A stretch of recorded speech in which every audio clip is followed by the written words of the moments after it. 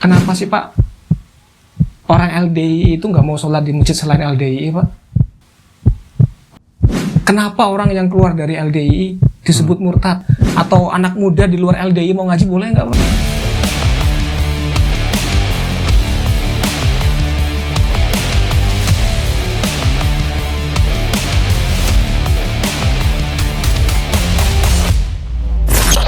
Baik, Assalamualaikum warahmatullahi wabarakatuh. Kembali lagi bersama saya Awal Ponlov dalam Ponlov Podcast. Dan kali ini saya kedatangan bintang tamu yang sudah tidak asing lagi. Beliau masuk dalam daftar pemenang nominasi orang yang paling inspiratif menurut Awal Ponlov. Ini dia, Pak Haji Edi Sunandar. Assalamualaikum Pak. Waalaikumsalam. Gimana kabarnya Mas Awal? Alhamdulillah. Pak Edi gimana, sehat? Alhamdulillah sehat, lancar, dan semua sesuai rencana. Kita udah beberapa dekade nih Pak nggak ngobrol. Udah lama. Biasanya saya kalau sama Pak Edi ngobrol itu bisa turah-turah waktunya kurang waktunya karena banyak hal yang bisa kita bahas. Cuma nih saya karena ini momennya spesial terus di depan kamera, jadi nanti mohon maaf kalau rada grogi saya. Gimana Pak sekarang kegiatan apa aja nih Pak? Sibuk banget kayaknya. Kegiatan sekarang ini sebetulnya masih sama ya dengan yang sebelumnya, dalam artian sebelum Musda EDI Kota Bandung kemarin ya. Okay. Namun justru setelah Musda ini agak sedikit tapi yang melandai. Kita kan kemarin itu sudah mempersiapkan Musda yang ke-8 LDI Kota Bandung, begitu sibuknya, begitu padatnya, sehingga kadang-kadang rutinitas itu terlupakan, seperti olahraga itu kadang kita terlupakan ya. Kemudian emang rajin olahraga Pak biasanya? Rajin sih enggak ya, kalau seminggu sekali mungkin itu bukan rajin ya. Seminggu sekali ini itu minimal gitu tapi ya. Tapi rutin lah Pak ya. Rutin, tapi alhamdulillah rutin. Nah, dengan adanya persiapan Musda kemarin itu seringkali terlewati karena harus mempersiapkan Musda, sehingga Sabtu dan Minggu itu tetap kita banyak melakukan rapat atau musyawarah gitu ya. Nah, demi mempersiapkan Musda sebaik-baiknya. Musda sudah selesai, alhamdulillah berjalan lancar, dan saya kembali dipercaya mendapatkan amanat untuk menjadi ketua DPD LDI Kota Bandung. Nah, setelah itu memang kegiatan agak melandai gitu ya. Nah, jadi bisa kembali lagi menjalankan rutinitas seperti olahraga dan yang lainnya. Oke. Berarti gini Pak ya, kenapa Bapak bilang setelah Musda itu melandai? Berarti Musda ini puncaknya bagaimana sih sebetulnya Pak? Musda itu bisa dikatakan itu pesta demokrasi juga ya. Pesta demokrasi warga LDI, karena mereka tentunya menginginkan sosok ketua DPD yang bisa menyalurkan aspirasi mereka gitu ya. Sosok ketua DPD LDI itu juga bisa mewakili LDI Kota Bandung. Nah, inilah sebagai representasi LDI Kota Bandung, itu kan yang diharapkan seperti itu. Nah, memang dalam hal ini dari 26 PC saya mendapatkan dukungan sekitar dari 18 PC itu memenangkan saya gitu kan. Nah, jadi ini merupakan amanat yang kembali dibebankan kepada saya. Kenapa saya bilang dibebankan? Karena memang menjadi ketua DPD itu banyak sekali hal-hal yang harus dijalani. Bagaimana caranya kita konsolidasi dengan sesama pengurus DPD, bagaimana kita juga konsolidasi dengan PC dan PAC, belum lagi kita juga memperhatikan program-program dari DPP, dari DPW, serta lingkungan strategis yang lainnya, minimal setingkat kota gitu. Itu yang harus saya pikirkan. Tapi menurut saya tuh udah bilang ke istri saya Pak Edi itu orangnya jago ngelobi. Terus itu saya bilang, iya, sampean juga yang di lobi kan. Cuman ngomong-ngomong soal Musda Pak. Iya. Itu saya pengen curhat sedikit. 30 menit sebelum acara itu mulai, saya tuh kayak, wah ini nih pertaruhan hidup dan mati saya nih. Kenapa? Saya kan penanggung jawab live streaming, Pak, Iya, iya. di kegiatan itu. Nah, 30 menit sebelum acara ini dimulai, komputer ini, Pak, ngehang. Dihidupkan berkali-kali, nggak hidup. Iya, iya, iya. Proses untuk membetulkan itu, membenarkan itu sampai setengah jam sendiri. Dan alhamdulillah Allah paring. Sesaat sebelum tamu utama datang, itu bisa hidup, Pak. Dengan cara itu dilepas hadisnya yang bikin berat, cuma pakai SSD. Alhamdulillah bisa hidup dan bisa berjalan lancar. Itu kalau seandainya, apabila jikalau seumpama, Pak. Seandainya pada saat itu mati, pertama itu menghancurkan acara musda. Karena kita sudah menyewa Videotron. Iya, iya. Terus live streaming itu kita udah bayar dan segala macam. Iya, iya. Itu pertama. Kedua, kita tidak bisa menampilkan program-program Iya, iya. kerja DPD, LDI Kota Bandung dan lain-lain, Pak. Iya, Nanti saya pengen curhat ke Bapak, itu yang kemarin saya alami, jantung saya ini dak-dikduk-dor, Pak. Soalnya itu, aduh, kita saya nggak bisa cerita lebih panjang. Saya pengen ngasih tahu itu aja ke Bapak. Iya, iya, iya. Cuma gini Mas Awa ya, kalau pandangan saya. Jadi sebetulnya di dalam hidup ini tidak ada istilah, wah mati saya, gitu ya. Wah gagal saya, wah hancur saya. Itu sebetulnya nggak ada yang seperti itu. Karena bagaimanapun kita ini diberi oleh Allah kemampuan untuk berpikir, gitu ya. Nah ini kalau menurut pandangan saya, seandainya komputer Mas Awa saat itu, gitu ya, betul-betul mati aja gitu kan. Ya kita sih betul memang bahwa itu adalah suatu piranti yang membuat acara musda itu jadi hidup, gitu ya. Piranti yang isinya adalah informasi yang sangat-sangat berharga. Tapi sebetulnya kalau dalam musda itu kan yang paling penting itu bagaimana prosesi musda, pemilihan pemilihan ketua itu berjalan dengan baik. Jadi itu selain itu informasi-informasi itu hanya merupakan sebagai pelengkap yang mungkin bisa membuat suasana musda lebih hidup, lebih komunikatif, dan juga ada sisi-sisi lainnya. Nah, jadi tidak berarti bahwa kalau komputer itu nggak jalan, kemudian habislah musda. Saya rasa sih tidak, gitu ya. Karena kita bisa ada cara lain. Karena yang setahu saya itu dari rekan sekretaris DPD juga, dia bawa laptop yang di dalamnya ada informasi tentang kegiatan-kegiatan LDI itu masih bisa ditayangkan, gitu kan ya. Masih bisa cuman kalau laptop doang nggak bisa, Pak, masuk ke Videotron. Cuman saya mengambil kesimpulan, cara pandang Bapak, cara pikir Bapak itu bijaksana sekali, dan saya sebagai seseorang yang bertanggung jawab di live streaming, saya hanya fokus di satu hal itu saja. Sedangkan Bapak itu kan fokusnya nggak cuma satu hal, banyak hal. Tapi alhamdulillah, Pak, mungkin pertolongan Allah, karena saya sepertiga malam itu saya udah doa, Pak, sebelum acara itu. Kan saya pulang dulu habis beres-beres, sepertiga malam saya doa, saya minta kelancaran untuk acara musda. Saya berangkat, alhamdulillah diberi lancar walaupun dak-dikduk Pak. Oke, Pak, sekarang saya pengen bertanya soal generasi bangsa Indonesia nih, Pak. Iya. Bapak kan sebagai tokoh agama tentu memiliki banyak insight yang bisa diberikan kepada kami para generasi. Iya. Sekarang ini pergaulan udah cukup mengerikan, Pak. Iya. Oke lah, kita nggak usah jauh-jauh ngomongin generasi di luar sana. Iya. Kita ngomongin soal generasi kita sendiri, gitu.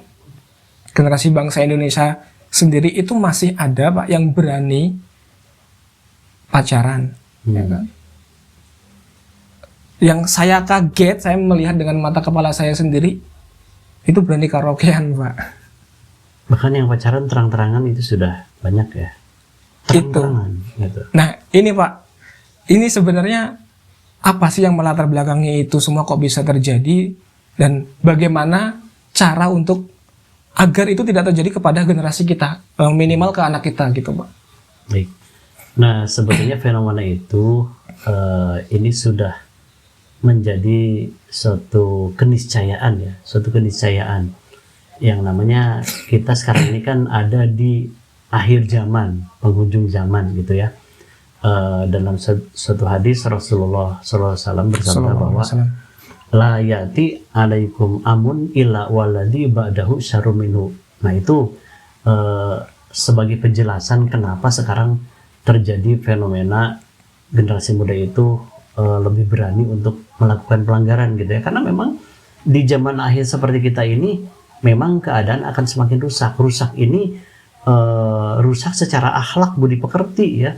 Jadi kita jangan hanya melihat wah kemajuan teknologi berarti zaman ini sekarang makin maju, makin baik. Tidak, sebetulnya kalau hanya melihat dari sisi teknologi ya mungkin iya makin canggih, tapi justru dengan kecanggihan itu dampaknya itu mendegradasi moral. Anak-anak kita itu semakin berani melakukan pelanggaran-pelanggaran, terutama pelanggaran antara laki-laki dan perempuan gitu ya. Betul. Belum lagi pelanggaran yang lain. Nah jadi penjelasannya kenapa seperti itu, kan memang itu sudah menjadi dalil bahwa zaman ini sudah semakin rusak, pelanggaran tentunya akan semakin jelas. Jadi kalau zaman saya dulu waktu sekolah ya tahun 90, antara laki-laki dan perempuan itu melakukan pelanggaran itu masih malu-malu. Oke. Jadi pelanggaran yang menurut kami saat itu bisa dibilang fatal ya, itu hanya dengan bertelepon seorang laki-laki dengan perempuan, bertelepon ya mungkin nggak mesra-mesra banget ya kalau zaman dulu itu kan. Hanya mungkin bilang I love you lewat telepon itu sudah menjadi pelanggaran yang serius waktu itu gitu. Pelanggaran yang serius. Nah terus kemudian makin rusak, apalagi dengan adanya gadget, adanya handphone, kemudian kemajuan teknologi internet, itu orang itu makin mudah mengakses seseorang gitu ya yang dia inginkan. Nah tambah lagi sekarang ini dengan banyaknya media sosial, dengan makin banyaknya jenis media sosial yang bisa diakses, itu makin memperparah lagi. Adanya Instagram gitu kan, adanya WhatsApp dan lain-lain lah. Itu membuat orang melanggar itu tidak harus dia keluar rumah dengan dia berjalan atau pakai kendaraan, dia sendiri capek, nggak harus seperti itu. Sekarang ini tinggal menggerakkan jarinya sudah bisa orang berbuat pelanggaran. Nah itu makanya yang dikatakan zaman lebih rusak itu dengan effort yang kecil orang bisa melanggar jauh lebih besar gitu. Nah, Betul. Gitu. Betul, Pak. Ini yang lebih ekstrimnya lagi ya. Ya. Ini fakta yang saya melihat. Jadi ada generasi kita, generasi bangsa Indonesia ini, Pak, yang dia itu secara logika nggak mungkin dia melakukan itu karena kesehariannya mengaji, Ya. memakai jilbab dan lain segala macam. Ternyata pada faktanya dia itu di satu media sosial ya, saya nggak sebut secara spesifik, dia tuh berani upload foto, mohon maaf, hanya memakai bikini. Itu yang pertama. Yang kedua, laki perempuan mas? Ya, kalau lagi pakai bikini mah nggak menarik ya? Nggak menarik. Itu yang pertama itu. Yang kedua, ya ini nggak tahu ini gimmick atau enggak ya. Cuma ketika dia sudah berani memposting dalam story mengatakan bahwa saya sedang ngamar bareng dengan seseorang di suatu hotel. Ya, itu kan suatu kemerosotan yang secara saya lihat secara kasat mata ya jelas itu salah gitu kan. Oh iya. Faktanya seperti besar, itu. Ya. Jadi mengerikan. Nah, tadi Pak pertanyaan yang kedua, Pak. Bapak tadi udah menjelaskan apa-apa saja yang menjadi faktor kan. Salah satunya media sosial dan segala macam. Coba Pak, bisa nggak diterangkan lebih spesifik lagi yang bisa membuat generasi bangsa ini terpeleset ke situ? Kemudian ada nggak sih Pak kiat-kiat agar generasi kita ini jauh dari perbuatan seperti itu, Pak? Oke. Nah, ini tambahan lagi dari saya ya. Kenapa sekarang ini kok pelanggaran makin marak dan makin berani? Karena begini, kalau zaman dulu pada saat tidak ada media sosial, orang itu cara melanggarnya apa? Pacaran berdua gitu ya, nyepi gitu kan?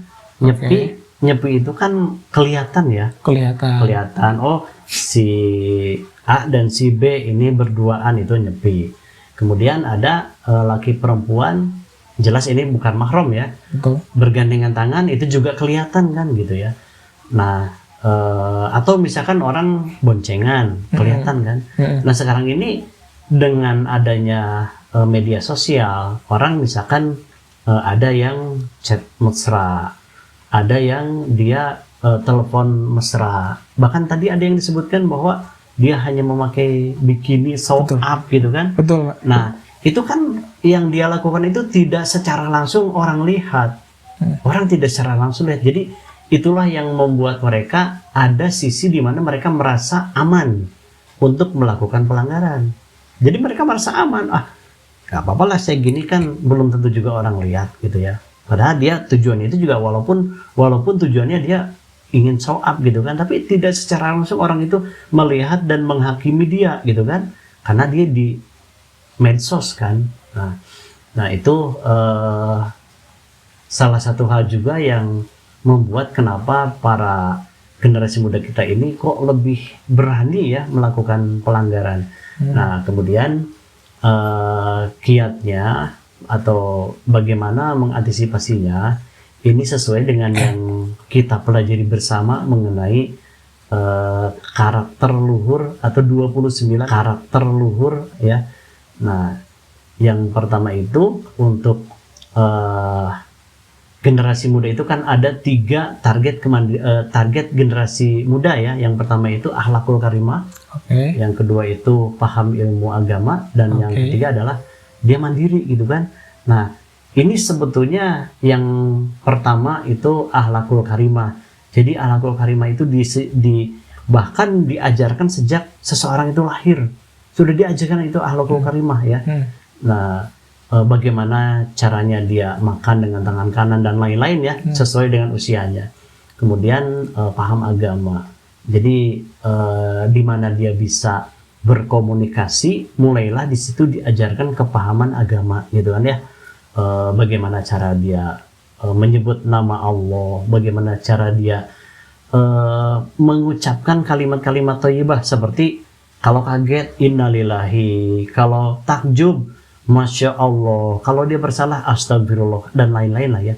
Itu diajarkan sejak kecil. Kemudian kemandirian. Jadi kemandirian itu, mandiri ini luas ya. Mandiri dalam hal kita ini memiliki skill sesuai dengan jenjang usianya, dan setelah dia itu nanti remaja bahkan dewasa, mandiri juga secara finansial, mandiri secara kepahaman. Jadi tidak harus dia untuk melakukan ibadah itu disuruh-suruh sama orang tuanya gitu kan. Benar. Itu kan kemandirian juga gitu. Betul. Kan. Nah, terus dia juga sudah usia remaja bahkan dewasa, dia tidak selamanya menggantungkan diri kepada orang tuanya misalkan. Itu juga kemandirian gitu kan. Nah, dengan minimal 3 target itu bisa dijalankan oleh generasi muda, itu adalah sebagai upaya untuk meminimalisir ya. Tapi jadi benar sih bukan Pak, menghilang tapi meminimalisir supaya generasi muda kita ini tidak terpengaruh dengan kerusakan-kerusakan yang terjadi saat ini gitu. Ya logikanya tadi yang pertama Pak, akhlakul karimah. Ketika orang sudah mempelajari tentang akhlakul karimah, ya otomatis dia akan menyadari bahwa hal-hal yang bertentangan dengan akhlakul karimah adalah sesuatu yang harus dihindari. Termasuk Bapak tadi menyebut tentang mandiri untuk melakukan beribadah. Artinya ketika itu sudah tumbuh dari dalam hati dia sendiri, bahwa kewajiban itu seperti ini, hal-hal yang harus dijauhi itu seperti ini, maka dengan sendirinya dia akan melakukan sesuatu itu dengan semestinya ya Pak. Betul, dengan kesadaran sendiri. Jadi Betul. Karena oleh orang tuanya sudah diajarkan kemandirian, diantaranya kemandirian dalam beribadah. Jadi nggak usah disuruh terdengar adzan dia langsung sadar, oh saya ini harus sholat. Dia ambil wudhu, apakah dia ke masjid atau sholat di rumah, seperti itu. Nggak usah kita ini terlalu power, terlalu besar untuk menyuruh anak-anak kita ini sholat gitu ya. Nah itu masalahnya kalau ada orang tua yang anaknya padahal sudah balik, tapi masih harus ngebentak-bentak nyuruh anaknya sholat. Itu artinya apa? Itu indikasi bahwa pelajaran masa lalunya itu kurang berhasil, seperti itu. Oke. Tapi ada nggak sih Pak yang berkaitan tentang hal ini di program LDI Kota Bandung nih Pak, untuk meningkatkan insight tentang keagamaan untuk generasi kita Pak? Banyak ya. Jadi di LDI Kota Bandung itu saya jelaskan bahwa ada 12 bagian ya. Jadi 12 bagian. Kepengurusan itu kan kepengurusan DPD LDI Kota Bandung, ada pengurus harian, ya terdiri dari ketua, sekretaris, bendahara dan seterusnya gitu ya. Nah, kemudian di bawah itu ada 12 bagian, mulai dari bagian pendidikan, keagamaan dan dakwah atau PKD. Nah, disitulah banyak membuat program untuk meningkatkan kepahaman generasi muda. Kepahaman di sini tentunya dari segi akhlakul karimah, dari segi keilmuannya gitu ya. Nah, sedangkan untuk dari sisi kemandiriannya ada juga bagian yang namanya bagian pendidikan umum dan pelatihan. Di situ mengajarkan hal-hal yang bermanfaat untuk kemandirian generasi muda. Itu telah kami lakukan, diantaranya bagaimana membuat instalasi tenaga surya, listrik tenaga surya, bagaimana kita membuat kebun hidroponik sendiri gitu ya. Maaf, bukan kebun, bercocok tanam dengan media hidroponik gitu kan ya. Nah, kemudian bagaimana kita mengolah sampah menjadi berkah, bernilai dan nantinya jadi ibadah. Itu bagian-bagian itu semuanya itu nanti akan bermuara pada suatu tujuan yang sama. Jadi tujuannya itu tentunya untuk kemandirian generasi muda, untuk supaya warga LDII minimal sekota Bandung ini semua jadi masyarakat atau warga yang baik gitu ya. Luar biasa teman-teman. Jadi program ini benar-benar memberikan insight yang banyak buat anak muda lah. Ini anak-anak muda nih jangan pada males Pak ya. Silakan bergabung Pak. Kalau ada orang atau anak muda di luar LDI mau ngaji boleh nggak Pak? Sangat boleh, sangat boleh. Jadi LDI ini ormas yang terbuka untuk semua lapisan masyarakat. Tidak hanya masyarakat yang cendekiawan atau tidak hanya masyarakat yang mampu, namun semua kalangan masyarakat, semua lapisan masyarakat itu ada di LDII.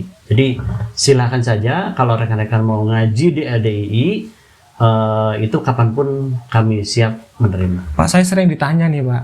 Saya sering ditanya. Saya sudah biasa menjawab. Cuman saya pengen bertanya sama Bapak, menyampaikan pertanyaan teman saya, teman-teman netizen ke Bapak. Iya. Sebagai LDI satunya Kota Bandung nih. Kenapa sih Pak orang LDI itu nggak mau sholat di masjid selain LDI Pak? Jadi begini, sebetulnya bukan atau gimana ya, itu pernyataan yang mesti kita perjelas ya. Jadi kalau kita bilang sholat di luar masjid LDII, saya ini dalam seminggu bisa beberapa kali loh saya keluar kota. Saya sholatnya itu di rest area, di masjid rest area jalan tol. Apakah itu masjid LDII? Bukan, itu bukan masjid LDII, itu masjid di luar LDII. Tapi yang namanya masjid itu adalah rumahnya Allah, gitu ya. Dimanapun masjid, kita sih sholat di situ. Jadi kalau ada pertanyaan kenapa orang LDII nggak mau sholat di luar LDII, kayaknya itu harus kita telusuri lagi, kita luruskan lagi. Nggak ada orang LDII yang tidak mau sholat di luar masjid LDII, karena sebagaimana dalam hadis Tirmizi dijelaskan bahwa kulul ardi musholin, bahwa setiap tempat itu adalah tempat sholat, apalagi ini masjid yang dibangun oleh sesama muslim, kecuali toilet dan kuburan, itu yang nggak boleh kita jadikan tempat sholat. Di luar dari dua tempat itu itu adalah tempat sholat, silahkan sholat, apalagi di masjid, itu adalah rumahnya Allah, akan lebih berkah bagi dirinya sendiri, bagi orang yang juga mengeluarkan sedekah jariyah untuk membangun masjid itu. Oke, ini udah terbantahkan ya. Nanti ini titipan pertanyaanmu tak upload di TikTok. Kamu lihat. Ini ada lagi, Pak. Katanya gini, ini pertanyaan yang dari dulu tidak bisa terjawab, katanya, Pak. Hati-hati Bapak bisa jawab nggak nih? Ada yang bilang gini, Pak. Kenapa orang yang keluar dari LDII disebut murtad, katanya begitu? Disebut murtad ya. Kalau kami sendiri sih tidak pernah ya mengatakan bahwa orang yang keluar dari LDII adalah murtad, itu tidak. Jadi LDII adalah sebuah organisasi yang kebetulan organisasi masyarakat yang dasarnya adalah agama Islam. Nah, kalau misalkan ada orang yang keluar dari LDII selama dia masih muslim, ya tidak dikatakan murtad kalau seperti itu. Jadi itu hanya berbeda cara dia melakukan apakah itu peribadatannya, apakah amal solihnya, mungkin sudah tidak sejalan, ya itu silakan. Siapapun bisa kapan saja masuk ke dalam LDII, dan umpama pun ada yang merasa, oh ini saya sudah tidak sejalan, misalkan dia sudah tidak lagi di LDII, itu hak pribadi, tidak ada masalah buat kami. Karena memang LDII pun sebetulnya, saya sendiri sebagai warga LDII pun juga mau sholat di mana, mau ngaji di mana sebetulnya nggak ada masalah. Toh saya juga nggak dikasih KTA ya, KTA gitu. Nah itu tadi 2 poin yang pengen saya obrolin sama Bapak, dan ini ada satu lagi. Jadi tadi saya kan bilang bahwa Bapak itu adalah orang pemenang nominasi sebagai orang inspiratif yang menginspirasi saya lah, menginspirasi kami, keluarga kami gitu kan. Karena saya melihat ya kan Bapak mulai dari bawah dan sekarang berada di titik ini gitu kan, dalam baik itu dalam segi duniawi maupun dari segi agamawi. Pak mungkin bolehlah Pak berbagi kisah inspiratif sedikit ke kita Pak, biar rekan-rekan itu tahu gambaran bahwa bagaimana sih kita bisa mencapai sebuah kesuksesan gitu Pak. Ya, ya. Jadi saya perjelas dulu batasan dari kata sukses ya. Oke. Jadi sukses itu atau seseorang dinilai sukses bukan berarti bahwa dia itu bergelimang harta yang begitu banyak. Itu bukan ukuran sukses. Jadi yang dikatakan sukses itu manakala apa yang dia raih saat ini itu kebermanfaatannya itu banyak sekali. Jadi tidak hanya melulu masalah seberapa banyak dia mendapatkan harta, tapi seberapa manfaat apa yang dia miliki untuk kemaslahatan umat. Nah itu yang dikatakan sukses. Jadi kalau orang hanya dia pada posisi paling tinggi, kemudian hartanya banyak, tapi dari posisi yang dia tempati, dari harta yang dia miliki, manfaatnya untuk masyarakat itu atau untuk umat sangat minim, itu tidak dikatakan sukses sebetulnya. Lain halnya dengan orang yang mungkin secara posisi sekarang sudah baik, kemudian harta juga dia cukup lah gitu ya, tapi ternyata dengan posisi dan hartanya itu banyak sekali orang yang merasa terbantu, banyak sekali orang yang mendapatkan manfaat, itulah yang dikatakan sukses gitu. Jadi nggak harus kaya? Tidak harus kaya, karena yang disabdakan oleh Rasul bahwa gina atau yang namanya kaya, rasa kaya itu gina nafs. Jadi kaya itu dirasakan di dalam hati. Di dalam hati. Karena kaya itu relatif ya. Tidak harus secara visual kita lihat hartanya banyak, tidak gitu. Karena kenyataannya banyak orang yang sudah serba punya ya, dia rumahnya banyak, kendaraannya banyak, mungkin simpanannya juga banyak, tapi kok dia masih mengambil korupsi, sesuatu yang bukan haknya. Korupsi. Ya, di antaranya korupsi. Tapi ada juga yang bunuh diri, Pak. Itu kan ciri bahwa orang itu belum merasa kaya. Bener juga, bener. Berarti kita udah kaya, Mi. Alhamdulillah. Ya Allah. Itu penjelasannya. Nah, tadi pertanyaan apa tadi? Saya kok lupa. kisah inspiratif. Iya, Karena kalau saya mau menceritakan takut nggak urut ya, karena ya buat kalian yang pengen tahu kisah inspiratif Pak Edi ini, lihat videonya dulu.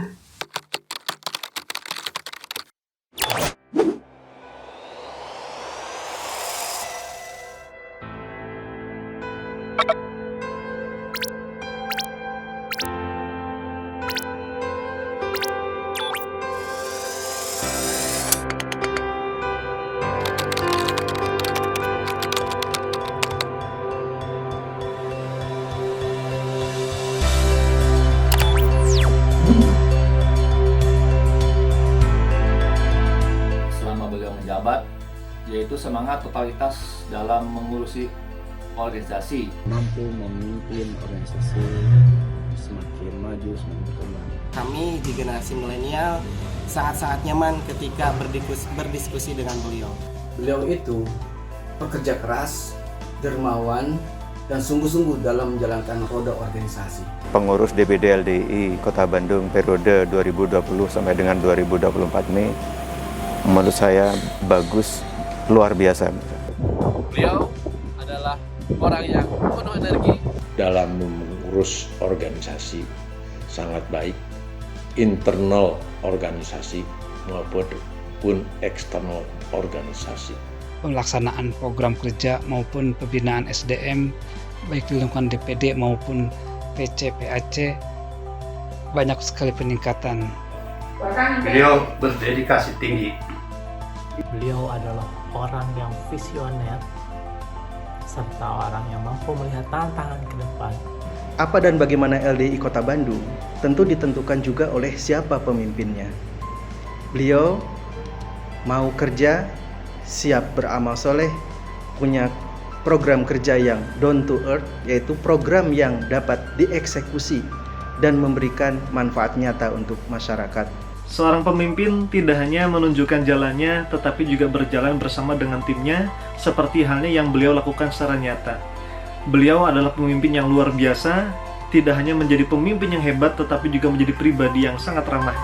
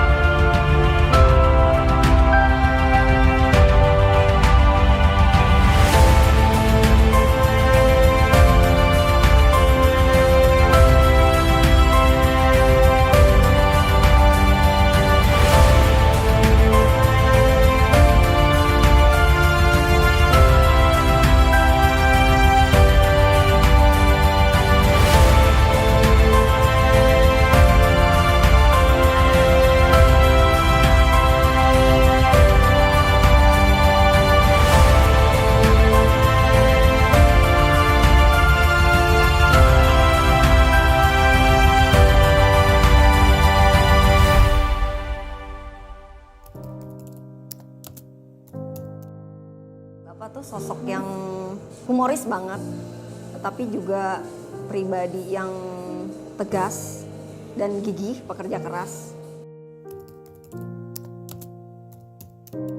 Momen yang paling diingat sampai sekarang sama kami berdua ya, itu dulu tahun 2001. Kami tuh pernah di mana di titik, kalau bahasa kerennya we have no money, kita nggak punya uang sama sekali. Sementara waktu itu bulan Ramadan, kita kadang sampai kita berpikir ini mau buka puasa gimana nih gitu. Kita sempat ada di titik itu gitu. Terus karena saat itu ibu bantu bapak untuk bisa untuk bikin baju gitu, dijual ke orang. Saat itu kan nggak ada alat komunikasi ya, nggak ada HP. Yang pesan tuh saat itu orangnya tinggalnya di gunung, terus saya bikin baju itu dari pagi, beres-beres jam 2 siang, terus langsung udah kita anterin ke rumahnya dengan harapan dibayar saat itu nominalnya 60.000 ya. Kain dan ongkosnya itu masih sekitar kisaran segitulah. Padahal kita nggak tahu nih orangnya ada apa enggak di rumahnya gitu ya. Tapi sebegitu yakin kita, udahlah kita anterin aja ke gunung gitu. Waktu itu kita motoran, saya, Pak Edi sama Aska ya, masih kecil waktu itu Aska. Dibawa pakai motor naik gunung, dianterin ke rumahnya, dan alhamdulillah ternyata orangnya ada. Dengan haru banget gitu karena kita dapat uang kan, bisa buka puasa gitu. Duduk hujan-hujanan terus makan bakso tahu anget-anget gitu ya. Tapi kita sama sekali tidak melihat bahwa orang lain yang naik mobil itu orang yang jauh lebih bahagia, tidak gitu. Hanya Bapak selalu bilang ini ke Ibu, insya Allah nanti kita ke depan bakalan bisa punya rumah yang nyaman, punya kendaraan yang kita ingin. Sebetulnya harapan terbesar dari kami gitu ya, saya dan anak-anak tuh Bapak bisa istirahat lah, karena terus terang kan mengemban amanah ini nggak gampang ya, ini berat banget terus terang, karena kan di sisi lain Bapak juga punya pekerjaan yang tidak bisa ditinggalkan, yang juga harus memerlukan Bapak banget gitu ya, kehadiran Bapak. Sebetulnya kemarin saya dan anak-anak sempat ngobrol, terus anak-anak bilang, mungkin kalau boleh dibilang dengan berat hati, kami ya mau nggak mau, ya sudahlah, mau gimana lagi ya. Tapi saya selalu bilang ke anak-anak, kita hanya bisa berdoa, meminta pertolongan dari Allah. Mudah-mudahan Bapak kuat, kita juga sanggup selalu mensupport Bapak dalam kondisi apapun.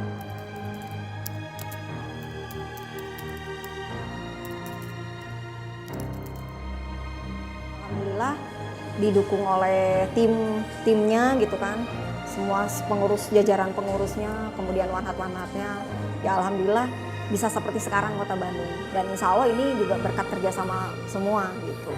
Semua ingin memberikan yang terbaik, sehingga hal-hal yang mungkin memang dulu belum bisa tercapai, alhamdulillah di 5 tahun ini bisa tercapai gitu. Jadi alhamdulillah lah.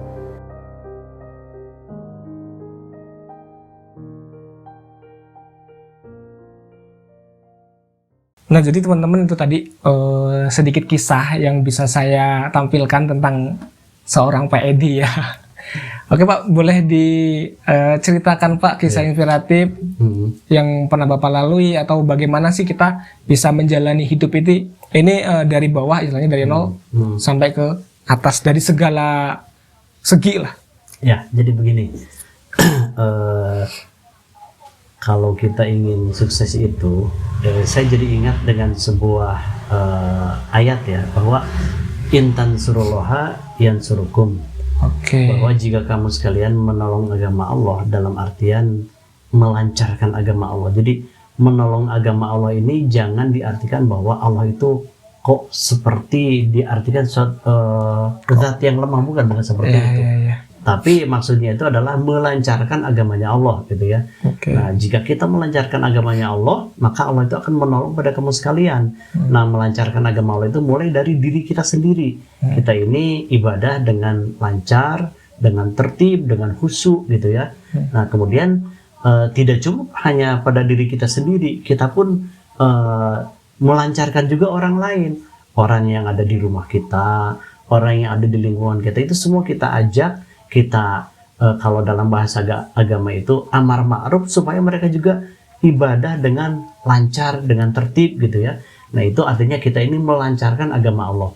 Nah, kalau kita ini sudah bisa seperti itu, maka Allah akan menolong pada kamu sekalian. Allah akan menolong pada kita gitu. Nah, sehingga menolongnya Allah itu bagaimana? Kalau misalkan kita punya suatu keinginan pada Allah, kita berdoa, itu Allah akan lebih cepat mengabulkannya gitu ya. Kemudian Allah juga berjanji bahwa kalau kita ini amar ma'ruf nahi mungkar kepada saudara kita, Kalau kita minta tolong, Allah tolong. Kalau kita meminta, Allah akan memberi. Dan kalau kita berdoa, akan dikabulkan doanya. Kemudian ada lagi dalam hadis lain menjelaskan bahwa ya ibni Adam, tafarrog li ibadati amla sodroka gina wasida fakroka. Jadi wahai anak Adam, menyempat-nyempatkanlah kalian ibadah padaku, pada Allah. Gitu ya. Nah kalau kalian bisa seperti itu, maka kami Allah akan menutupi hati kalian dengan rasa kaya, gitu. Dengan rasa kaya.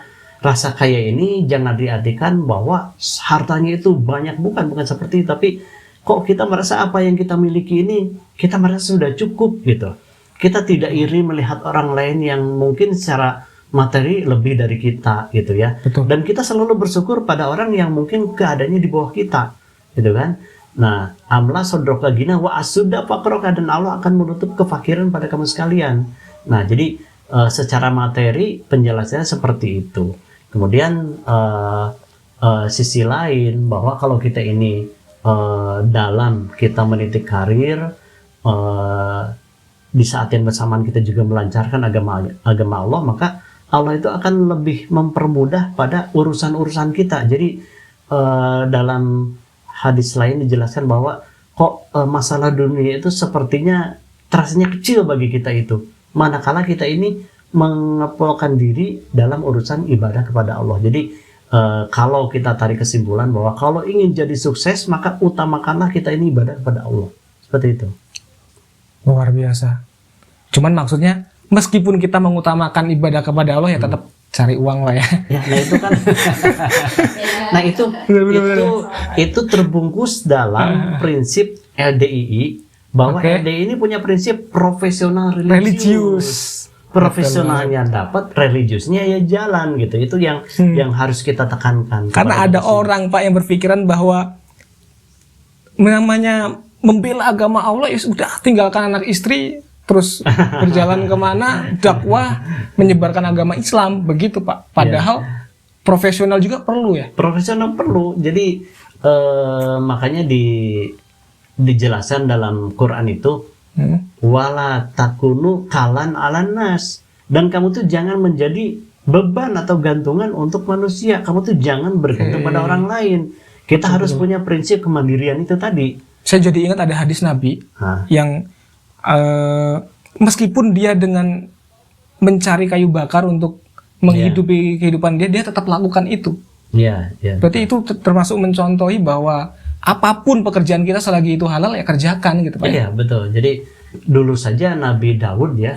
Nabi Daud itu bukan seorang CEO ya, bukan ya. Nabi Daud itu. Dan Nabi Daud itu bukan sebagai seorang wirausahawan atau kontraktor, bukan. Nabi Daud itu hanya seorang yang mencari kayu bakar, kemudian dia jual untuk dirinya dan keluarganya. Hanya itu saja. Nah, di mata Allah itu yang seperti itu sudah termasuk kemandirian gitu ya. Nah, kita pun harus mencontoh, apalagi dengan zaman sekarang ini keadaan makin berkembang gitu ya.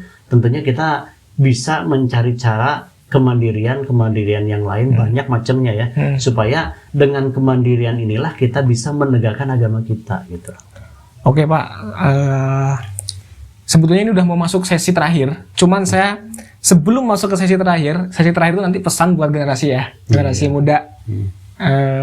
Saya pengen bertanya nih ke Bapak, Pak, apa sih pesan atau salah satu pesan dari Nabi Muhammad yang paling Bapak ingat dan paling Bapak simpan dalam hati Bapak? Kalau pesan sih banyak ya sebetulnya. Soalnya hadisnya tebel ya. Hadisnya tebel. Pesan banyak, tergantung pesannya dalam hal apa. Karena pesan Nabi itu banyak. Cuman kalau dalam hal kita ini berinteraksi dengan orang gitu ya, dan untuk diri kita sendiri, itu Nabi pernah berpesan bahwa yang pertama itu wardo bima qasamallahu laka takun agnanas. Jadi engkau supaya menerima dengan apa yang Allah beri padamu, maka kamu akan menjadi paling kayanya orang di antara manusia, gitu kan?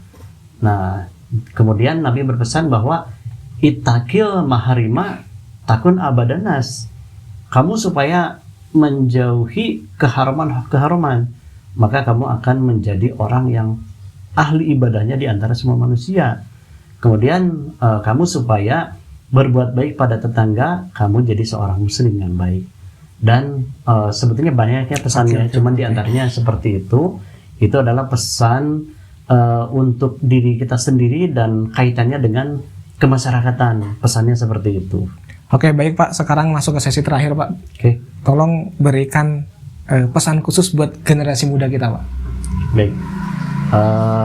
Buat adik-adik generasi muda yang tentunya sangat saya banggakan, yang sangat saya harapkan untuk melanjutkan perjuangan agama ini, dan tentunya rekan-rekan pemuda-pemudi adalah yang saya harapkan juga untuk melanjutkan keberlangsungan bangsa ini dengan cara yang sangat-sangat baik gitu ya. Nah, ini ada sebuah pesan dari seorang perawi hadis ya, seorang perawi hadis. Pesannya seperti ini, bahwa hancurnya agama itu ada di tangan para pemuda, ada di tangan para pemuda. Nah, kalau pemuda ini ternyata tidak menjalankan estafet kepemimpinan dengan baik, kalau pemuda ini tidak dia memaham-mahamkan diri dalam agama dengan sebaik-baiknya, maka agama Islam ini tidak akan lama akan hancur gitu ya, akan hancur. Nah, ini yang harus kita jaga. Justru tanah air kita, mungkin juga dunia kita yang sekarang ini kita bumi yang sekarang ini kita huni, itu oleh Allah masih diberikan berkah, oleh Allah masih diberikan keamanan, kita bisa ibadah dengan aman, dengan lancar, itu karena adanya orang-orang yang menetapi sunnah, orang-orang yang menetapi pedoman Quran dan hadis dengan sebaik-baiknya. Nah, kalau misalkan hal itu ditinggalkan, maka itu merupakan tanda-tanda bahwa bumi kita ini tidak akan lama lagi hancur atau berakhir. Nah, maka di sini saya memberikan pesan bahwa supaya rekan muda-mudi itu dari sekarang cobalah meningkatkan diri, memaham-mahamkan diri dalam agama. Kemudian kita juga jadilah pribadi yang mandiri. Kita juga supaya mempunyai profesionalisme gitu ya. Nah, supaya kita ini di dalam urusan agama juga bisa sebaik-baiknya. Kemudian dalam urusan dunia juga, urusan karir atau studi, itu kita juga bisa raih semaksimal mungkin. Nah, jadi rekan-rekan muda-mudi jangan merasa kalau kita ini menjadi remaja masjid itu khawatir atau takut dianggap sebagai pemuda atau pemudi yang kuno, ketinggalan zaman. Jangan punya perasaan seperti itu. Justru kita ini harus punya sudut pandang yang positif, bahwa kita ini masih muda, sudah bisa melancarkan diri ibadah. Kita ini masih muda, memakmurkan masjid dan lain-lain gitu ya. Itu adalah hal yang sangat baik. Jangan sampai kita ini ibadah harus menunggu nanti aja kalau udah tua gitu ya. Nah, itu pemahaman seperti itu keliru, karena umur itu siapa sih yang tahu? Siapa yang tahu kalau umur saya ini berapa? Umur rekan-rekan muda-mudi itu berapa? Kan itu tidak ada yang tahu. Jadi intinya kapanpun, dalam keadaan bagaimanapun, kita ini harus tetap dalam menetapi Quran dan hadis gitu ya. Siap. Oke Pak, jazakallahu khairan sudah meluangkan waktu. Saya sangat menghargai Bapak bisa meluangkan waktu. Teman-teman jazakallahu khairan yang sudah nonton, jazakumullah khairan. Cukup sekian podcast kali ini. Assalamualaikum warahmatullahi wabarakatuh. Jazakallahu khairan Pak. Amin.